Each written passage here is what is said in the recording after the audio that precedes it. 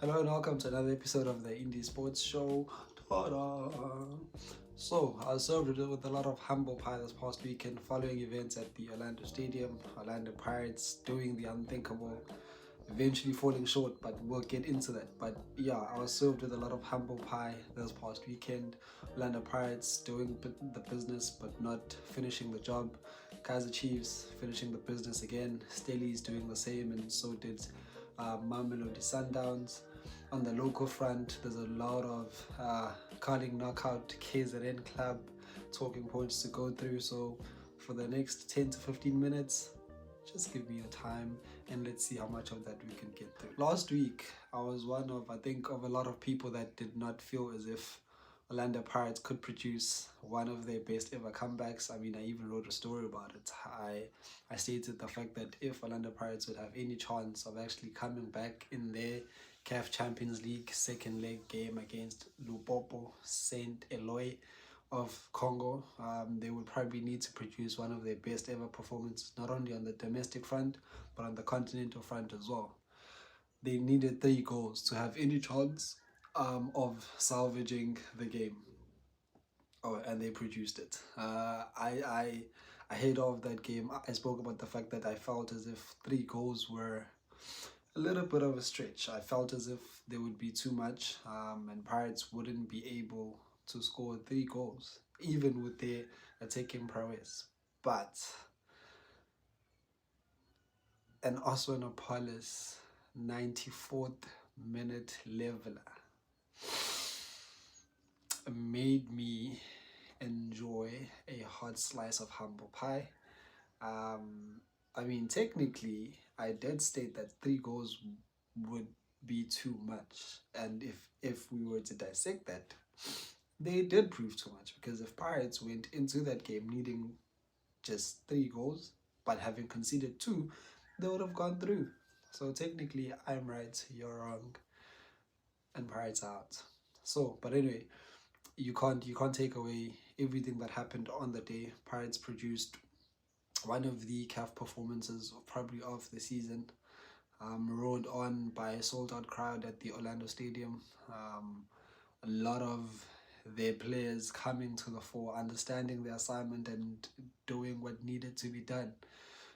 It was unfortunate that it had to end like that, with Yanela Mbutuma missing that decisive penalty in sudden death. I hope he recovers from that.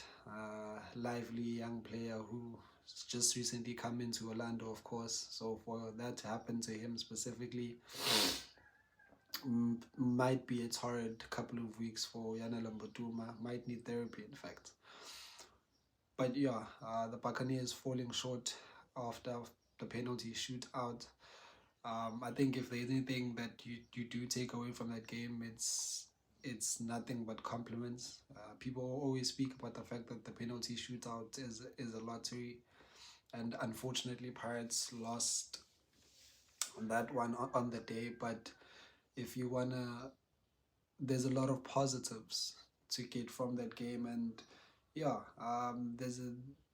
there's a lot of reason why a lot of Orlando Pirates fans at this moment in time feel as if, yes, it wasn't the result that they wanted at the end of the day, but for them to see their team show out like that, bring the fire, bring the passion, bring the goals as well, alongside very hard conditions. I mean, Lupopo did make it difficult even till this day.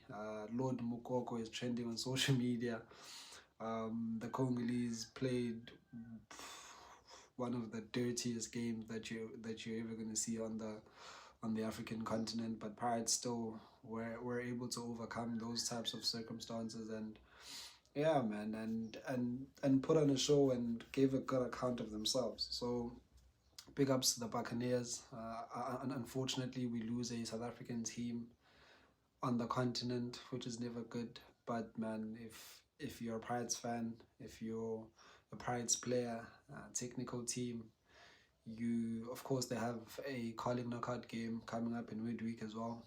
You go into that game, yes, a little bit saddened by the fact that you won't be continuing in the CAF Champions League, but you also go into the game with a whole host of confidence, knowing that knowing your capabilities. So tough luck for Coach Abdeslam Madu and his boys, but I think nothing but plaudits for the Buccaneers. And then to make matters off for any other fellow Buccaneer, they had to wake up the next day and watch their arch rivals, Kaizer Chiefs, advance to the group stages of the CAF Confederations Cup. Tough weekend, but not if you're an Amakosi, of course. Chiefs beat Congolese side Simba ACAS, I think, at the Dobsonville Stadium in Soweto on Sunday to book their place, of course, in the group stages of the CAF Confederation Cup for the first time ever. I think if you're anyone associated with Kaizer Chiefs, huge sigh of relief. Of course, Chiefs had gone, I think, 7-8 games without winning a game of football.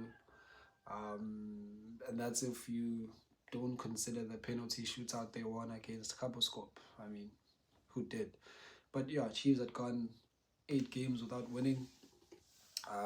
Fired a coach in the process. Had Coach Cedric Kadze and Khalil Ben Youssef in charge. They were beginning to catch some smoke. Just like most Kaizer Chiefs coaches do, they always catch smoke. So hadn't been performing well for weeks.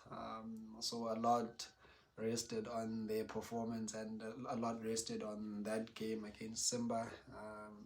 And luckily for them, they were able to get the job done. I think they scored the first. I think they scored all the goals within 25 minutes. So perfect start for Kaizer Chiefs. More especially getting 2 of those goals from set pieces, because they've been poor at set pieces, both attacking them and defending them. But I think a lot of positives. Number one, Etiosa Igodaro finally, not even finally, because I think it's his second game. Igodaro getting his first goal for the club, striker's goal, poacher, benefiting of a save from the Simba goalkeeper to convert early on. Zita Kunika getting his first goal in a very long time, to put Chiefs up 2 goals early on. Glody Lilepo, who needed a goal, also getting a goal, a third one in the 25 minutes. So it was all smooth sailing for Chiefs. I think if they needed perfect opposition to be able to get themselves out of the slump that they were in, then Simba was exactly that. And if they needed a better moment to boost their confidence, not only as a group of players or technical team, but also as a club, then qualifying for the group stages of continental competition was just the right thing to do. And they delivered on the occasion. We saw a lot of starring performances. I liked Mdu. I liked Bradley Cross. Brendan Peterson didn't have much to do in his first game as officially the club captain of Kaizer Chiefs. Didn't have much to do, conceded that late goal, but loved the energy of Modi. Of course, Dylan Solomons always puts in 120%. May not be the right 120%, but he will put in that 120% every single game. So a lot of different performances. And I think Chiefs needed that sort of game, and they benefited and they took advantage of it. And congratulations, Amakosi, you're heading to the group stages of the CAF Confederations Cup. Also in the other one, down in Cape Town, Stellies as well.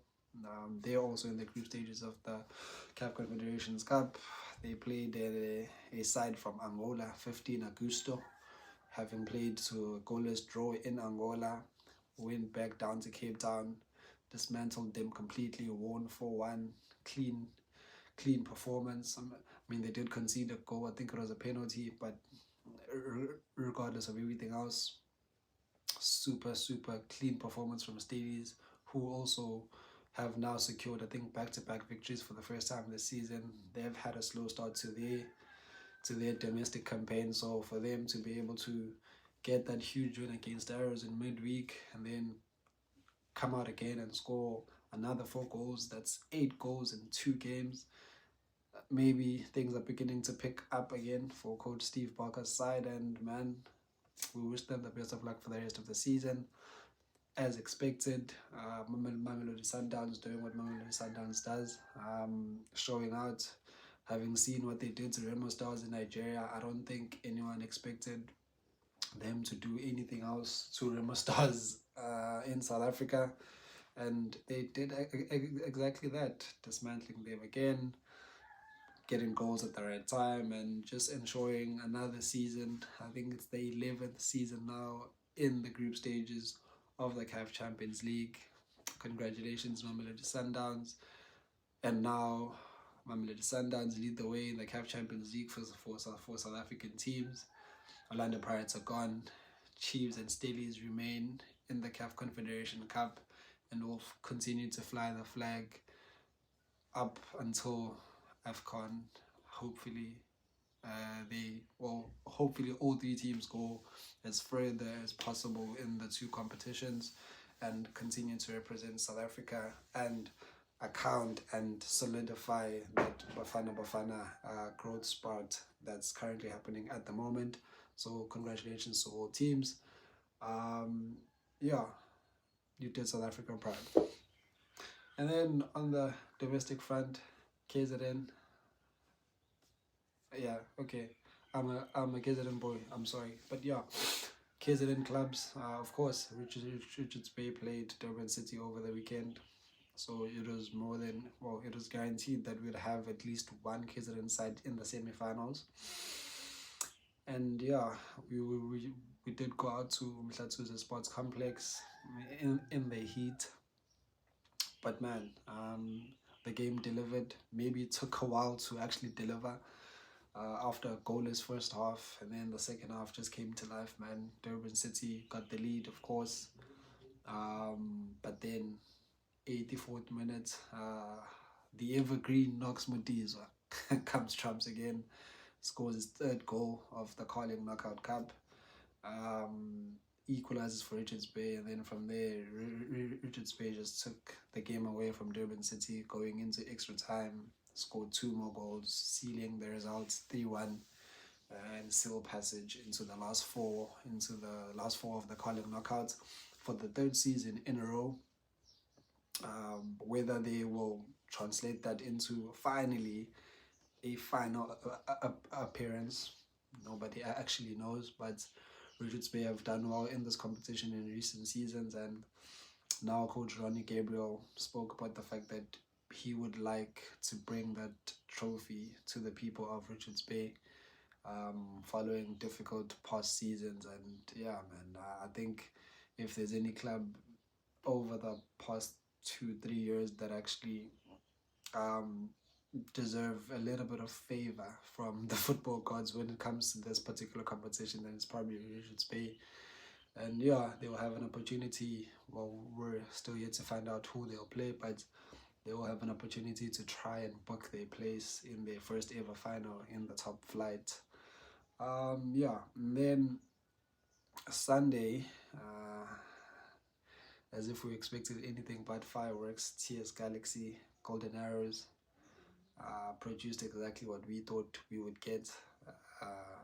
Just, man, end-to-end football, entertainment, skill value, intensity, fire on the benches, as you would expect. So delivered, but eventually Golden Arrows scoring a goal in extra time to book their place in the last 4 of the Carling knockouts. The goal scored by Ayabulela Maqwele after Spesihle Maduna had given TS Galaxy the lead in the first half, but then Arrows equalized just before half time through Omar Komara. So yeah, man, Richards Bay and Golden Arrows are into the last 4 of the Carling Knockout Cup. Fingers crossed they don't get drawn against each other, or rather, do they get drawn against each other so we can guarantee a KZN side? I'd prefer that they don't get drawn together.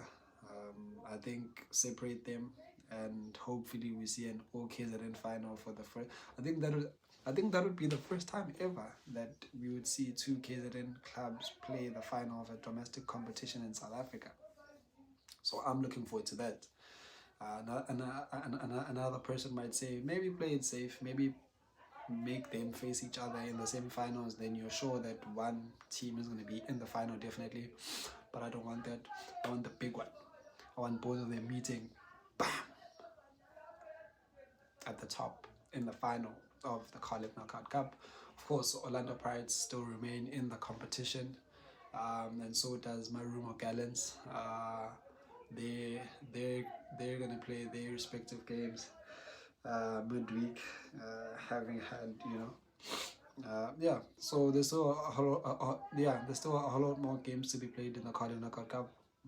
We're still going to see who's going to make the final two spots, and hopefully it favors KZN.